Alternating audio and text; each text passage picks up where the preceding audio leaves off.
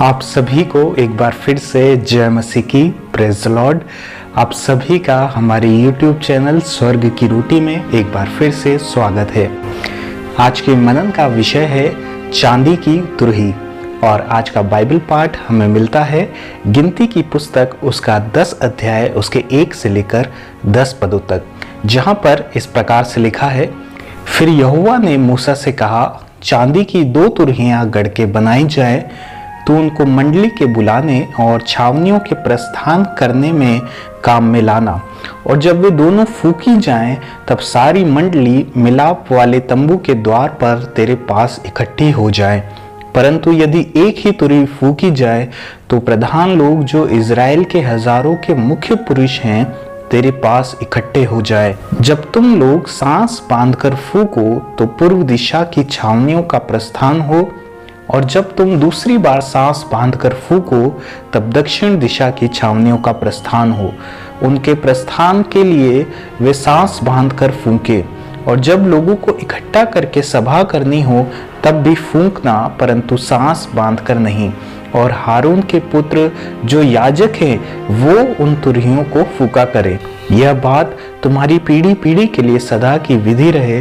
और जब तुम अपने देश में किसी सताने वाले बैरी से लड़ने को निकलो, तब तुरहियों को सांस बांधकर फूंकना, तब तुम्हारे परमेश्वर यहोवा को तुम्हारा स्मरण आएगा और तुम अपने शत्रुओं में बचाए जाओगे। अपने आनंद के दिन में और अपने नियत पर्वों में और महीनों के आदि में अपने होम बलियों और मेल बलियों के साथ उन तुरहियों को फूंकना। इससे तुम्हारे परमेश्वर को तुम्हारा स्मरण आएगा। मैं तुम्हारा परमेश्वर यहोवा हूँ। परमेश्वर इस वचन के पढ़े जाने पर हम सबको आशीष दे। आइए हम आज के मनन में जाने से पहले प्रार्थना करें। हमारे स्वर्ग में विराजमान पिता परमेश्वर, हम आपको आज के खूबसूरत दिन के लिए बहुतायत से धन्यवाद देते हैं। हम चाहते हैं आज के दिन की शुरुआत हम आपके वचन पर मनन करने के द्वारा करें। होने दीजिए प्रभु, हमें बुद्धि और ज्ञान से परिपूर्ण करें। जो आप हमसे कहना चाहते हैं अपने आत्मा के द्वारा हमसे कहें। प्रभु यीशु मसीह के नाम में आमीन। आज के बाइबल पाठ में परमेश्वर यहोवा अपनी प्रजा को चांदी की 2 तुरहियां बनाने की आज्ञा देता है। इन चांदी की तुरहियों के 5 विभिन्न कार्य थे। जब जब ये तुरहियां याजकों के द्वारा अलग अलग तरीके से बजाई जाती थी, फूकी जाती थी, तो जिस प्रकार से वो बजाई जाती थी, उसी प्रकार की आवाज को सुनकर इजरायली प्रजा को वैसा ही करना होता था। आज चांदी की तुरहियों के समान ये परमेश्वर का वचन भी है। और बाइबल भजन संहिता उसके 12 अध्याय उसके 6 पद में बताती है कि परमेश्वर का वचन पवित्र है और उस चांदी के समान है जो भट्टी में मिट्टी पर ताई गई और 7 बार निर्मल की गई हो। और जिस तरह तुरहियों के द्वारा याजक कुछ विशेष कार्य को करने के लिए आज्ञा देते थे, ठीक उसी प्रकार परमेश्वर का वचन भी जब हम इसे पढ़ते हैं तो हमें निर्देशित करता है। तो आइए आज हम पुराने समय में जब ये चांदी की तुरहियां बजाई जाती थी, तब हम जाने कि इसका अर्थ क्या होता था, और हम आज यह भी जाने कि ये चांदी की तुरही अर्थात परमेश्वर का वचन इसके द्वारा हमें क्या प्रकट करता है। पहली बात जो हम पद 3 में देखते हैं वो है, जब ये चांदी की तुरहियां सामान्य तरीके से बजाई जाती थी, तो इसका अर्थ था कि लोगों को मिलाप वाले तंबू में जहां परमेश्वर की उपस्थिति रहती थी, वहां पर अपने डेरे से निकलकर उन्हें जाना पड़ता था। जब वे मिलाप वाले तंबू में आते थे तो परमेश्वर को बलिदान चढ़ाकर उसकी आराधना करते थे। वे उस तंबू के निकट आकर परमेश्वर के साथ संगति करते थे, उसकी इच्छा को जानते थे और उसके आदेशों को प्राप्त करते थे। ठीक इसी तरह आज के समय में ये चांदी की तुरहियां अर्थात परमेश्वर का वचन, पुराना नियम और नया नियम हमें कहता है। योएल नबी की पुस्तक में लिखा है 2 अध्याय 12 पद में कि रोटे पीटते और उपवास करते हुए हम परमेश्वर के समीप आए, उसके पास आए और उसके साथ संगति करें। भजन संहिता 132 उसके 7 पद में ये चांदी की तुरही आवाज देती है कि हम परमेश्वर के पास आकर उसकी आराधना और उसकी स्तुति करें।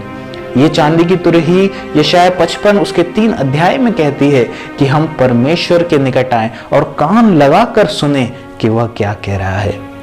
प्रियों, आज परमेश्वर का वचन हम सबको उन तुरहियों के समान, चांदी की तुरहियों के समान आवाज दे रहा है कि हम अपनी बिजी लाइफस्टाइल में से कुछ समय परमेश्वर के पास आए और उसके साथ संगति करें और उसकी आराधना करें और उसकी इच्छा को अपने जीवन में जानें। जब तक ये लॉकडाउन नहीं लगा था तब तक हमने अपने दोस्तों के साथ संगति की, अपने कार्यों के साथ संगति की। जब हमें फ्री टाइम भी मिलता था, समय मिलता था, तो हमने मॉल जाकर मूवीज के साथ संगति की, शॉपिंग करके संगति की। अपने शरीर को फिट रखने के लिए हमने जिम की संगति की। लेकिन आज जब ये सब छूट गया है तो क्या हम परमेश्वर की आवाज को सुन रहे हैं? क्या आज जब हमारे पास सबसे ज्यादा फ्री टाइम है तब हम क्या परमेश्वर के पास आकर उसकी संगति कर रहे हैं? हम कितना समय अपने स्मार्टफोन को, अपने लैपटॉप को और अपने टीवी को दे रहे हैं और कितना समय हम परमेश्वर के साथ संगति कर रहे हैं? वह निरंतर हमें आवाज दे रहा है, हमारे हृदयों के द्वार पर खड़ा होकर दस्तक दे रहा है। पहला राजा 19 अध्याय उसके 12 पद के अनुसार वह बेहद धीमी लेकिन स्पष्ट आवाज के साथ हमसे बोल रहा है कि क्या हम उसके साथ कुछ समय, कुछ पल बिता सकते हैं। वह राजाओं का राजा होकर भी, इस पूरी कायनात का सृजनहार होकर भी आपके साथ और मेरे साथ बातें करने को इच्छुक है। पर क्या हम उस सर्वशक्तिमान के साथ, उस सर्वशक्तिमान परमेश्वर के साथ संगति रखना चाहते हैं? मैं आज आपको एक सीक्रेट बताना चाहता हूं। बाइबल बताती है कि जो जिसकी संगति करता है वह वैसा ही बन जाता है। पर क्या आपको पता है कि जीवित परमेश्वर के साथ संगति करने से क्या होता है? पहला कुरिन्थियों उसका 6 अध्याय उसके 17 पद में परमेश्वर का वचन कहता है कि जो प्रभु की संगति करता है वह उसके साथ एक आत्मा हो जाता है। क्या आपको पता है इसका अर्थ क्या होता है? मैं आपको बाइबल में से कुछ लोगों का उदाहरण देना चाहूंगा। जैसे आप मूसा को ही ले लीजिए। बाइबल कहती है कि जब मूसा परमेश्वर के समीप जाता था तो उसका पूरा चेहरा जो था वो रोशन हो जाता था, वो इतना चमकदार हो जाता था कि लोग उसे देख भी नहीं पाते थे। यह तो उसका बाहरी परिवर्तन था। भीतरी परिवर्तन की बात करें तो आप पाएंगे कि परमेश्वर की संगति करने के द्वारा ही उसने लाखों लोगों की अगुवाई की, उनको सहने की, उनका न्याय करने की सामर्थ्य उसे परमेश्वर की संगति करने के द्वारा ही मिलती थी। उसके आत्मिक परिवर्तन की बात करें तो परमेश्वर की संगति के द्वारा उसने ऐसे ऐसे कार्य किए जो परमेश्वर की सामर्थ्य से ही कर सकते हैं। जब लाल समुद्र से रास्ता बनाने की बात आई तो मूसा परमेश्वर की दुहाई दे रहा था, परंतु आप जानते हैं परमेश्वर उसे क्या कहता है? परमेश्वर कहता है कि तू अपनी लाठी उठाकर अपना हाथ समुद्र के ऊपर बढ़ा और वो 2 भाग हो जाएगा। यह केवल परमेश्वर की संगति ही थी जिसके द्वारा मूसा का जीवन पूरा परिवर्तन हो गया। एक फिरौन से भयभीत होकर भागा व्यक्ति और जीप का भद्दा व्यक्ति निडर होकर फिरौन के हाथ से लाखों लोगों को गुलामी में से निकाल कर ले आया। एक सामान्य बल वाले व्यक्ति से वह लाल समुद्र 2 भाग हो गया और चट्टान से पानी निकालने वाला सामर्थी व्यक्ति बन गया। एलिया परमेश्वर के सम्मुख रहने वाला यानी कि परमेश्वर की संगति करने वाला व्यक्ति था। इसलिए हम देखते हैं कि उसकी प्रार्थनाओं से आकाश से आग बरस गई। पानी से भरी जो वेदी थी वो पूरी तरह से भस्म हो गई। 3 वर्ष का सूखा या अकाल भी उसकी प्रार्थना से खत्म हो गया। मेरे प्रियो, इस तरह जब हम परमेश्वर की या प्रभु यीशु मसीह की संगति करते हैं तो हम उसके साथ एक आत्मा हो जाते हैं। हम उसमें मानो घुल जाते हैं। हमारा संपूर्ण व्यक्तित्व भी मानवीय से ईश्वरीय बन जाता है। हम अपने पापमय और अधर्मी स्वभाव से पवित्र और धर्मी बन जाते हैं। हम जैसे जैसे और जितना जितना प्रभु यीशु के साथ संगति करते जाते हैं, ठीक हम प्रभु यीशु मसीह के समान बनते जाते हैं।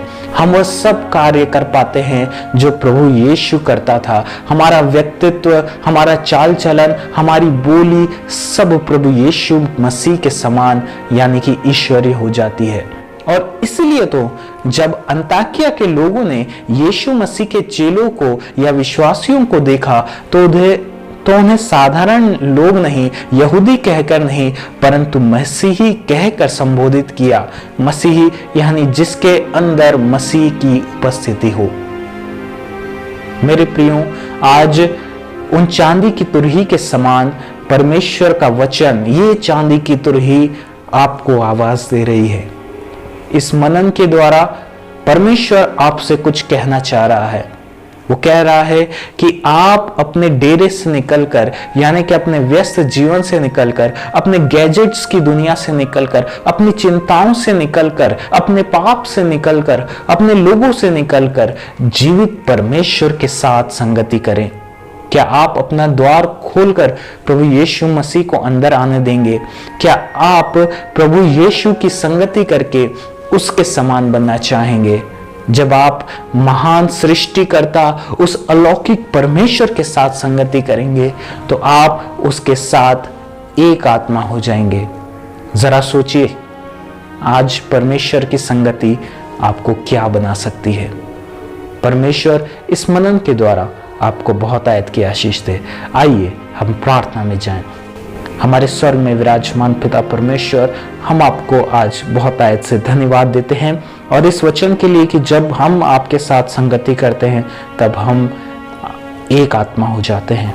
हम प्रार्थना करते हैं कि जो व्यक्ति इस वीडियो को देखता है और वो चाहता है कि आपके साथ संगति करें, मैं प्रार्थना करता हूं प्रभु उसका जीवन आप में एक होने वाला हो सके, उसकी आत्मा आप में एक होने वाली हो सके, ऐसी हमारी प्रार्थना है।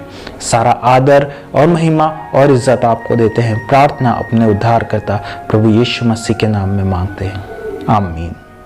सबको जय मसीह की।